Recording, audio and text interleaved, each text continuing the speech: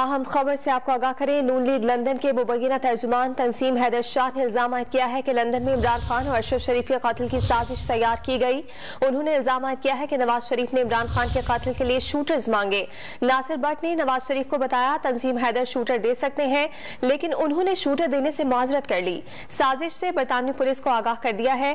तंसीम हैदर शाह ने दावा किया है कि वो 5 साल से नून लीग लंदन के तर्जुमान और 20 साल से पार्टी से वाबस्ता है। लंदन में इमरान खान और अशरफ शरीफ के कत्ल की साजिश तैयार की गई। नून लीग लंदन के मुबैना तर्जुमान तंसीम हैदर शाह की जानिब से इल्जाम आयद किया गया है। साथ ही उन्होंने कहा है कि नवाज शरीफ ने इमरान खान के कत्ल के लिए शूटर मांगे।